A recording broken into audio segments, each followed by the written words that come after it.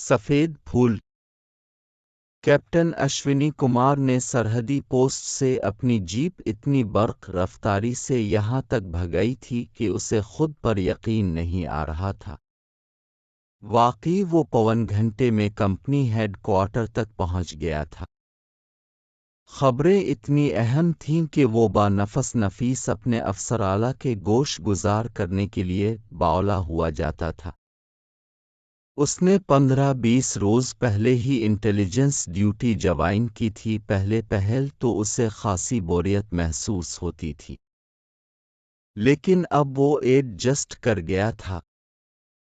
اپنی تفنن طب کے ہاتھوں اسے اکثر رسوائی اٹھانا پڑی تھی۔ فوجی افسر ہونے کے باوجود وہ جانتا تھا کہ اس کا مزاج قدرتی طور پر بڑا متلون ہے اور وہ کسی ایک جگہ ٹک کر نہیں بیٹھ سکتا۔ اس نے گزشتہ سال ہی ڈیرہ کے آرمی انٹیلیجنس سکول سے یہ خصوصی کورس کیا تھا جس کے پس پردہ اس کی یہی متلون مزاجی کار فرما تھی۔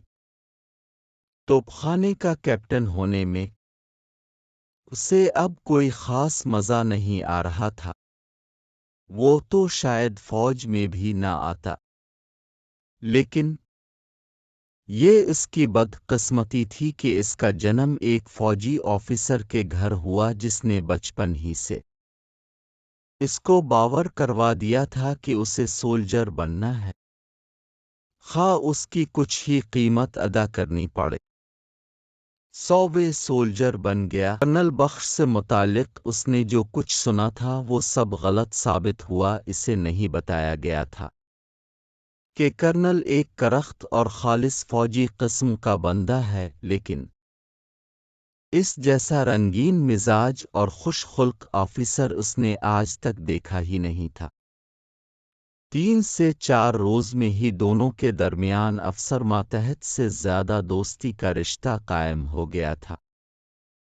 انٹیلیجنس ڈیوٹی میں اشونی کمار کو واقعی مزہ آنے لگا تھا۔ وہ بچپن ہی سے ایک ذہین نوجوان تھا۔ زندگی کے اکثر امتحانوں میں اس نے ٹاپ کیا تھا۔ ڈیرہ کے انٹیلیجنس اسکول سے فارغ ہونے والے اپنے گروپ میں بھی اس نے نمایاں پوزیشن حاصل کی تھی۔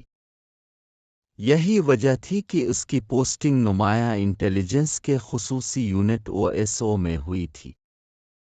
جب بھارتی ٹیلی جنس ایجنٹوں میں کیا ہو جیسی حیثیت حاصل تھی۔ OSO سے متعلقہ آفیسرز سے ان کے سینئرز بھی اکثر خائف رہتے تھے، کیونکہ ان لوگوں کو خصوصی احکامات کے تحت خصوصی اختیارات حاصل تھے۔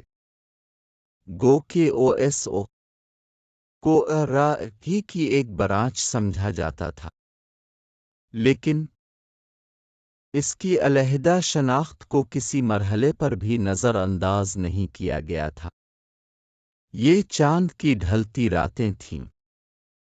ان راتوں میں انٹیلیجنس کا بزنس اپنے نقطہ عروج کو چھونے لگتا تھا۔ دونوں طرف سے ایجنٹوں کی آمد و رفت شروع ہو جاتی تھی اور دونوں طرف کی سیکیورٹی فورس بھی بطور خاص چوکس ہوتی تھیں۔ اس وقت اشونی کمار کی اس سرحدی پوسٹ پر سویلین کپڑوں میں موجودگی مطلب یہ تھا کہ اس نے تو اپنے کسی ایجنٹ کو اس لانچنگ پیڈ سے سرحد عبور کروانی ہے، یا پھر یہ کام وہ اکیلا اپنے ایک حوالدار اور 3 جوانوں کی مدد سے سنبھالے ہوئے تھا۔ ان دوسری طرف سے آنے والے کسی ایجنٹ کو وصول کرتا ہے۔ ان لوگوں کی جیپ جس پوسٹ پر بھی جاتی وہاں BSF بارڈر سیکیورٹی فورسز کے جوان خواہ مخواہ چوکس ہو جاتے۔ اس وقت بھی وہ رات کے دوسرے پہر سرحدی پوسٹ کے ایک کمرے میں چارپائی پر سر جھکائے اپنے ہاتھ سے بندھی گھڑی کی سوئیوں کو گھور رہا تھا، جب اچانک اس کے سرہانے رکھے موبائل فون کی گھنٹی بجنے لگی۔ اشونی کمار نے فون معمول کے مطابق ہی اٹھایا تھا، لیکن دوسری طرف سے ہیلو کے جواب میں اس نے جو آواز سنی اس کے بعد تو اس کے ہوش ہی اڑ گئے۔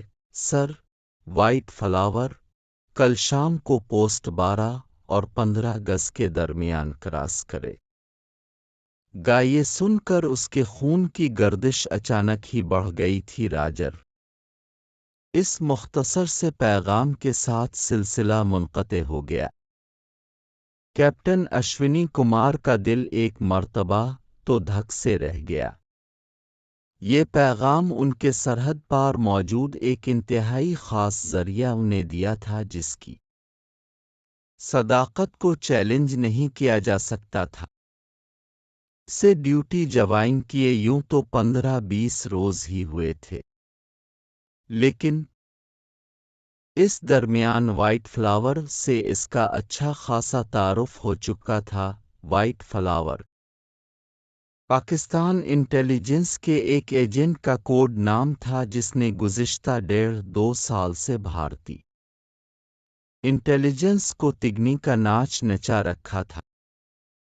اس سفید پھول کو اپنے جال میں پھانسنے اور اس تک رسائی حاصل کرنے کے لیے عراق نے ایڑی چوٹی کا زور لگا دیا تھا، لیکن سوائے اندھیرے میں ٹامک ٹوئیاں مارنے کے اور کچھ حاصل نہیں ہوا تھا۔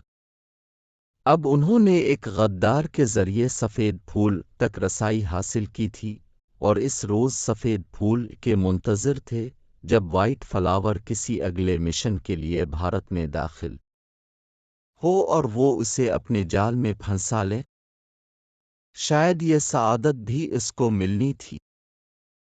کیپٹن اشونی کمار نے، جس کے دل کی دھڑکن باقاعدہ بڑھنے لگی تھی، سوچا اور اس نے اپنے حوالدار کو آئندہ کے لیے ہدایات دیں اور اسے کچھ بتائے بغیر جیپ پر روانہ ہو گیا۔ ایک عجیب سی مسکراہٹ اس کے ہونٹوں پر پھیلتی چلی گئی۔ وہ جیپ لے کر کمپنی ہیڈ کوارٹر کی طرف چل دیا، جہاں کرنل بخش نے اپنا ہیڈ کوارٹر قائم کر رکھا تھا۔ رات ابھی ایک پہر باقی تھی جب کرنل بخش کو اپنے دروازے پر آہٹ سنائی دی۔ یہ اس کے باڈی گارڈ کی طرف سے مخصوص آہٹ تھی، جس کا مطلب تھا کہ اس کو انتہائی ناگزیر حالات میں نیند سے بیدار کیا جا رہا ہے۔ دوسرے ہی لمحے وہ اپنے کمرے سے باہر تھا، جہاں اس کی نظر کمرے کے سامنے جیپ کا سہارا لیے کیپٹن اشونی کمار پر پڑی۔ اشونی کمار گو کے سویلین لباس پہنے ہوئے تھا، لیکن اس نے اپنی اور کرنل کی حیثیت کو ایک لمحے کے لیے بھی نظر انداز نہیں کیا تھا۔ اس نے اپنی دونوں ایڑیاں جوڑ کر کرنل کو تعظیم دی، جس نے سر کے اشارے سے اس کے نمرہ کار کا جواب دیا تھا۔ معلوم ہوتا ہے کوئی سیریس معاملہ آن پڑا۔ کرنل بخش نے، جس کی گھنی مونچھوں کے نیچے اس کی مسکراہٹ چپک کر رہ گئی تھی، کہا، یس سر۔ اشونی کمار نے مختصر سا جواب دیا، کم آن بوائے۔ اسے اپنے پیچھے آنے کا اشارہ کرتے ہوئے کرنل بخش اپنے کمرے میں داخل ہو گیا۔ اس نے اپنے تعاقب میں اندر داخل ہوتے کیپٹن اشونی کمار پر ایک بھرپور نظر ڈالی اور اس کے چہرے کی بدلتی کیفیت سے چند لمحوں کے لیے لطف اندوز ہونے کے بعد ایک کونے میں لگی کسی برقی گھنٹی کا بٹن دبا دیا۔ ایک مؤدب اردلی دوسرے ہی لمحے کمرے کے اندر موجود تھا۔ کافی لے آؤ، اس نے اردلی کو ہدایات دیں۔ کرنل بخش کا چہرہ کیپٹن اشونی کمار کے برعکس بالکل پرسکون دکھائی دے رہا تھا۔ اسے کرنل کی یہ عادت بہت پسند تھی۔ وہ کبھی ایک لمحے کے لیے بھی جذباتی نہیں ہوتا تھا۔ اتنا ٹھنڈا اور ذہین آدمی اس نے اپنی زندگی میں اس سے پہلے نہیں دیکھا تھا، جس کی ہمیشہ یہ خواہش رہتی تھی کہ اس کے ماتحت بھی اس کی طرح پرسکون رہ کر حالات سے نمٹا کرے۔ کیپٹن اشونی کمار اس کا ماتحت فوراً سمجھ گیا تھا۔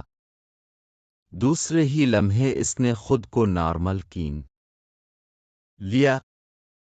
کیا حال ہے؟ کیا خبریں ہیں؟ کرنل بخش نے حسب عادت قدرے لاپرواہی سے دریافت کیا۔ سر، بڑی اہم خبر بلکہ خوشخبری ہے، میں نے یہی مناسب سمجھا کہ خود آپ کو سناؤ، اسی لیے بھاگا چلا آیا ہوں۔ یہ کہہ کر اس نے وائٹ فلاور کی آمد کا مژدہ سنا دیا۔ ہوں